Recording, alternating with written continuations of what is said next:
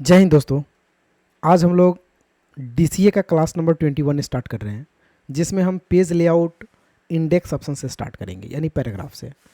पिछले क्लास में मैंने यहाँ तक कवर कर लिया था। आज का टॉपिक है इंडेक्स और स्पेसिंग। दोस्तों, अगर आप डीसीए का पूरे प्लेलिस्ट नहीं देखे हैं तो आप एक बार प्लेलिस्ट में जाएं इस चैनल पे, और डीसीए के नाम से पूरे प्लेलिस्ट है, 1 से लेकर के क्लास 1 से लेकर के क्लास 20 तक, उसे ज़रूर वॉच करें। पहला ऑप्शन है इंडेक्स। इंडेक्स का काम क्या होता है? इसके लिए हमें कुछ मैटर को पहले लिखना होगा। लिखने के लिए हम टाइप करते हैं equal to RAND, bracket open और क्लोज। मेरे पास कुछ मैटर आ जाते हैं। हम यहाँ से वर्ड को सेलेक्ट करते हैं Ctrl+A के थ्रू, और इंडेक्स में लेफ़्ट साइड से हम इंडेक्स बढ़ाते हैं। एक्चुअली में इंडेक्स हम बता रहे हैं, यहाँ से जैसे बढ़ाएंगे तो ये रूलर पे काम करता है। तो रूलर देखने के लिए आपको व्यू में जाना है। एक बार यहाँ से रूलर ऑप्शन पे क्लिक करना है। यहाँ पे रूलर है तो आपको रूलर यहाँ पे पेज में दिखाई देंगे। अब आपको पेज लेआउट में वापस आना है, और इंडेक्स मैंने 0.4 इंच पे रखा है। इसे जैसे बढ़ाएंगे अभी 1 इंच पे चला गया, तो यही इंडेक्स बॉक्स होता है, ये रूलर पे शो करता है। तो इसे जितना आप ज़्यादा करेंगे लेफ़्ट राइट से, वो इंडेक्स यहाँ से बढ़ेगा और घटेगा। आप जितना इंडेक्स रखना चाहते हैं इसे आप माइनस में भी लेके जा सकते हैं। इस तरह से आप राइट से भी इसे कम कर सकते हैं। ये राइट का इंडेक्स ये होता है, यहाँ से आप कम या ज़्यादा कर सकते हैं इस तरह से। दोस्तों, इस इंडेक्स को अपने माउस के सहायता से भी क्लिक करके ऐसे बढ़ाया जा सकता है और इसे ऐसे घटाया जा सकता है। तो ये होता है माउस का रूलर इंडेक्स, जिसे आप कम ज़्यादा आसानी से कर पाएंगे किसी भी वर्क करने के लिए। यहाँ से हम ऐसे घटा सकते हैं और यहाँ से बढ़ा सकते हैं। इसे सेलेक्शन करना होता है कि जितना एरिया आपका सेलेक्टेड होता है उतना ही एरिया पे आपका इंडेक्स वर्क करता है, राइट। तो ये चीज़ पे विशेष ध्यान रखें आप। अब आपको एक ऑप्शन दिखेगा स्पेसिंग का, जिसमें बिफोर और आफ्टर है। ये पैराग्राफ डिज़ाइन करता है। जैसे आप देख पा रहे होंगे यहाँ पे सिंबल्स, ये सिर्फ बिफोर एक ही लाइन का पैराग्राफ ये डिसाइड करता है, ठीक है, जबकि आफ्टर जो है एक पैराग्राफ छोड़ करके डिसाइड करता है। तो चलिए हम इसको सेलेक्ट कर लेते हैं डाटा को, और यहाँ से ज़्यादा कम करके ही देख लेते हैं। देखिए, ये होता है आपका बिफोर ऑप्शन, ये जो है 2 पैराग्राफ के बीच का दूरी डिसाइड कर रहा है, और ये होता है आफ्टर, जो फर्स्ट पैराग्राफ को छोड़ करके डिसाइड करेगा। तो ये चेंज हो रहा है आपका पहला ग्राफ को छोड़ करके। इस तरह से आप यहाँ पे देख पा रहे होंगे। ये होता है आपका ऑटो करके आप रख सकते हैं, नॉर्मल रहता है। इसे कम ज़्यादा करना होता है तो आप आसानी से यहाँ से कर पाएंगे। यहाँ से ज़्यादा करना होता है, कम करना होता है, कर लेंगे। तो ये होता है पैराग्राफ का ऑप्शन, जिसे इंडेक्स और स्पेसिंग बोलते हैं। ये पूरे के पूरे रूलर पर डिपेंडेंट होता है। अब अगला टॉपिक है पोजीशन रैप टेक्स्ट। इसका काम क्या होता है? इसके लिए हम डाटा को पहले डिलीट कर लेते हैं। डिलीट करने के बाद पोजीशन अभी वर्क भी नहीं कर रहा है। इसलिए वर्क नहीं कर रहा है क्योंकि मेरे पास कोई ऑब्जेक्ट नहीं है, और ये जब तक कोई ऑब्जेक्ट यानी सैप्स या फोटो नहीं होते हैं तब तक ये वर्क नहीं करते हैं। तो इसके लिए 2 चीज़ें अवेलेबल होने चाहिए। आपके पास पेज में लिखा हुआ मैटर चाहिए, और कोई ना कोई फ़ोटो चाहिए, या फिर कोई सैप चाहिए। तो हम पेज में पहले लिख लेते हैं इक्वल टू रेंट से, और पिक्चर लेने के लिए हम इंसर्ट में जा करके सैप को ड्रॉ कर लेते हैं। एक स्माइली यहाँ से हम बना लेते हैं, फॉर एग्जाम्पल ये वाला। अब इसमें आपको पोजीशन ऑप्शन वर्क करेगा थोड़ा सा, और इसे हम छोटा कर लेते हैं। अब पोजीशन ऑप्शन वर्क करेगा। देखिए, पोजीशन में जैसे आप जहाँ पे लेकर के जाएंगे, ये आपको 9-10 पोजीशन का डिज़ाइन है। जिस जगह पे लेकर जाएंगे वहाँ पे टेक्स्ट ऑटोमेटिक एडजस्ट करके आपका जो है कि डाटा सेफ हो जाएगा। इसे बोलते हैं पोजीशन। जैसे यहाँ सेंटर में करना है तो आप देख पा रहे होंगे कितने परफेक्ट तरीक़ा से वर्ड को साइड कर दिया, और वहाँ पे आपका ऑब्जेक्ट सेफ हो गया। अगर यही चीज़ ज़्यादा लिखा हो, जैसे हम Ctrl+C भी कर लेते हैं इसको नीचे तक, कुछ आ जाए और एक पेज तक। अब हम पोजीशन, अगर इस पर क्लिक करके पेज लेआउट पे जाते हैं, पोजीशन में जाते हैं, और यहाँ देखिए, यहाँ सेंटर अगर करते हैं तो ये बीचों बीच सेट हो गया। और थोड़ा सा जूम आउट करते हैं यहाँ से, आपको समझ में ज़्यादा आएगा। ये देखिए, अब हम पोजीशन पे जाते हैं। देखिए ये कितने परफेक्ट तरीक़ा से आपको ये डाटा चारों तरफ जो है ये 9 एरिया में शिफ्ट हो जाता है, ठीक है। इसको बोलते हैं पोजीशन। एक यहाँ है 10वां, जो फर्स्ट स्टाइल दिखाता है कुछ इस तरह से। देखिए, ये आपके फर्स्ट लाइन के ऊपर रहता है और ये फर्स्ट लाइन के नीचे रहता है, ठीक है। तो ये आपका डिज़ाइन यहाँ पे शो करेगा। तो आपको जैसे भी मैटर, किसी भी ऑब्जेक्ट के लिए, कोई अगर आप फोटो ले रहे हैं या फिर डिज़ाइन कर रहे हैं फोटो अपने पेज में, जो लिखावट के बीच रहना है, तो पोजीशन ऑप्शन के थ्रू कर लीजिए। ये काम आप ऑब्जेक्ट को सेलेक्ट करके लाइन से भी कर सकते हैं। तो लाइन भी बता देते हैं। लेफ्ट करेंगे तो लेफ्ट में चला जाएगा, सेंटर करेंगे तो बीच में चला जाएगा, राइट करेंगे तो राइट में आ जाएगा। यही अगर आप टॉप करते हैं तो ऊपर चला जाएगा, मिडिल करते हैं तो बीच चला जाएगा। तो ये लाइन भी सेम काम करता है आपका। अब एक wrap टेक्स्ट आता है, तो wrap टेक्स्ट भी एज लाइक सेम ही वर्क करता है, लेकिन इसमें थोड़ा सा चेंजिंग है। हम जैसे ऑब्जेक्ट को बीच में रख रहे हैं और wrap टेक्स्ट में जाते हैं। देखिए, ये in line with text square में चला जाता है, यहाँ पे थ्रोट, टॉप बटन, बिहाइंड, इन फॉन्ट और टेक्स्ट एडिट। एडिट में क्या होता है कि थोड़ा सा हम एडिट पे क्लिक करके जूम करते हैं, इसको समझ में आएगा आपको। ये जो भी पॉइंट बना हुआ है उस पॉइंट में अगर जिधर पॉइंट से मुझे टेक्स्ट हटाना है उधर हम लेफ्ट क्लिक करके पॉइंट को सेलेक्ट करके खींच देंगे, वहाँ से टेक्स्ट मेरा हट जाएगा, जैसे देख पा रहे होंगे इस तरह से। तो कभी कभी होता है कि एडजस्ट करने के थ्रू कोई ऑब्जेक्ट होता है, वहाँ पे टेक्स्ट आपको हटाना होता है, तो उसके जगह आप यहाँ से एडिट का इस्तेमाल कर सकते हैं, ठीक है। तो ये भी होता है, जैसा आप क्लिक कीजिएगा उस तरह से आपका, जैसे मान लिया जाए आपको कोई ऑब्जेक्ट टेक्स्ट के पीछे रखना है तो आप बिहाइंड टेक्स्ट कर लीजिए, तो इस तरह से आपके ऑब्जेक्ट टेक्स्ट के पीछे रहेगा। तो ये होता है आपका ऑब्जेक्ट ऑप्शन। अब अगला ऑप्शन देखते हैं, ब्रिंग टू फ्रंट और सेंड टू बैक। इसका कुछ काम दूसरा होता है, इसलिए हम इसे कंट्रोल ए करके डिलीट कर दिए, सब खत्म हो गया।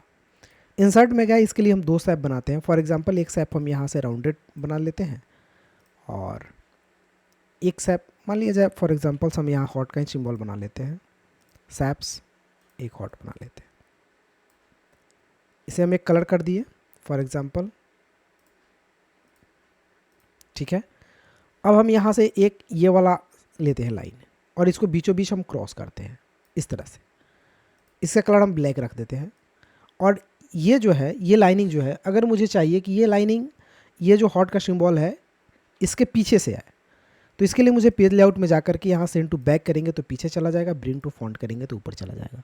तो कभी भी कोई ऑब्जेक्ट अगर आप बना रहे हैं और उस सिचुएशन में कोई ऑब्जेक्ट को आपको ऊपर लाना हो किसी ऑब्जेक्ट के या पीछे लेकर के जाना हो, तो उसके लिए आप ब्रिंग टू फॉन्ट और सेंड टू बैक का इस्तेमाल करेंगे, यहाँ से यूज होगा। इसमें और भी काम है दोस्तों, जैसे मान लीजिए इसके लिए 3-4 ऑब्जेक्ट चाहिए आपको, तो हम सैप में जाकर के एक सर्कल यहाँ पे बनाएं, दूसरा एक यहाँ पे बनाएं, तीसरा एक नहीं, इसको नहीं बनाते हैं, तीसरा दूसरा बनाते हैं और डाउन की तरफ है क्या एरो, या फिर चलिए ये बनाएं, चौथा 3 ही पे काम कर लेते हैं। इसका कलर चेंज कर लेते हैं ब्लैक, इसको सेलेक्ट करके इसका कलर कर लेते हैं सपोज रेड।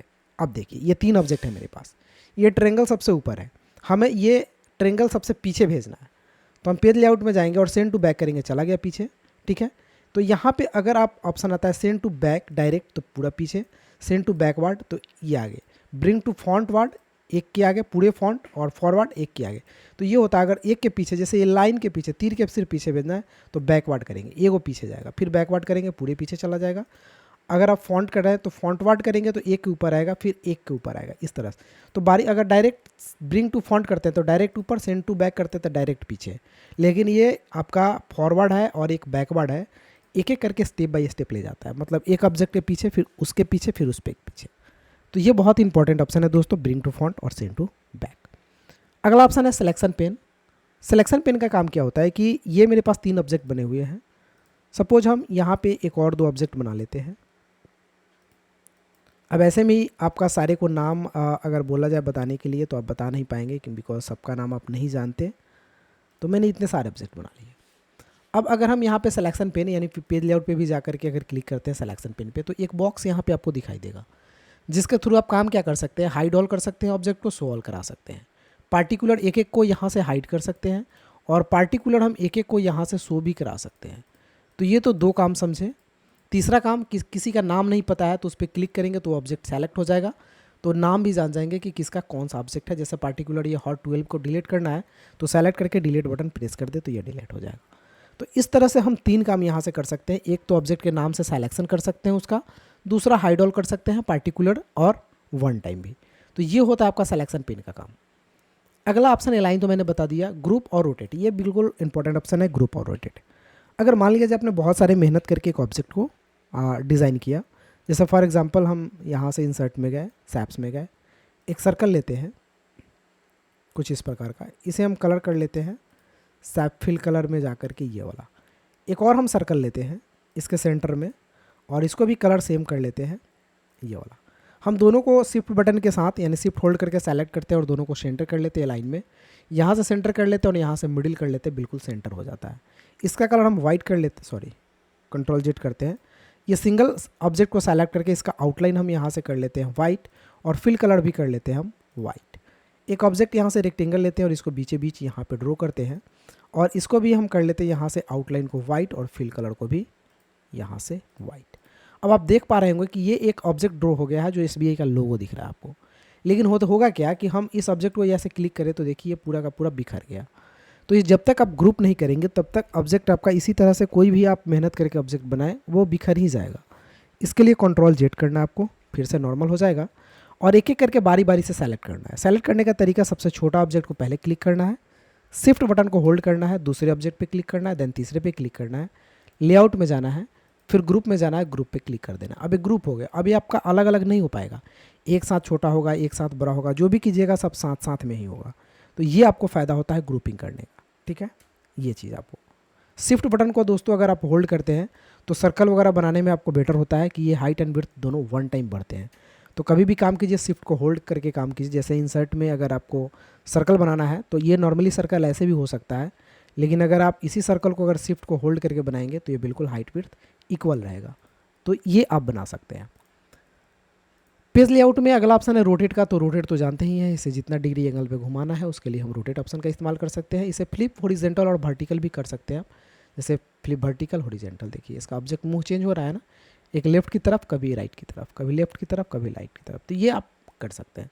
फोटोज़ वगैरह है जिसको आप मान लीजिए कोई अगर राइट की तरफ देख रहा है उसे लेफ्ट की तरफ दिखाना है तो आप यूज कर सकते हैं। जैसे हम इंसर्ट में जाते हैं और पिक्चर्स में जाते हैं हम, और यहाँ से पिक्चर्स डेस्कटॉप से एक ले लेते हैं, देखते हैं कोई पिक्चर्स, जैसे ये ले लेते हैं। ये पिक्चर्स इधर दिख रहा है। अगर मान लिया जाए हम इसे लेआउट में जाते हैं, रोटेट में जा करके देखिए वर्टिकल, दोनों में अंतर आपको समझ, देखिए हॉरिजेंटल फ्लिप हॉरिजेंटल, तो अभी इधर ये देखने लगा। Ctrl Z करते हैं तो देखिए किधर दिख रहा है। अगर हम फ्लिप हॉरिजेंटल करते तो ये पोजीशन चेंज करने के लिए इसका इस्तेमाल करते हैं।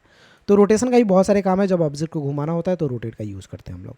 तो दोस्तों आज आपका पेज लेआउट टॉपिक इस सेशन में कंप्लीट हो गया। अगले सेशन में हम रेफरेंस टॉपिक स्टार्ट करेंगे। अगर आप मेरे चैनल पर नए हैं तो इसी तरह के कंप्यूटर कोर्सेज और क्लासेस के लिए मेरे चैनल को प्लीज़ ज़रूर सब्सक्राइब करें, और वीडियो अच्छा लगे तो वीडियो को भी लाइक करें। फिर मिलते हैं अगले वीडियो में, तब तक के लिए जय हिंद, आपका दिन शुभ हो।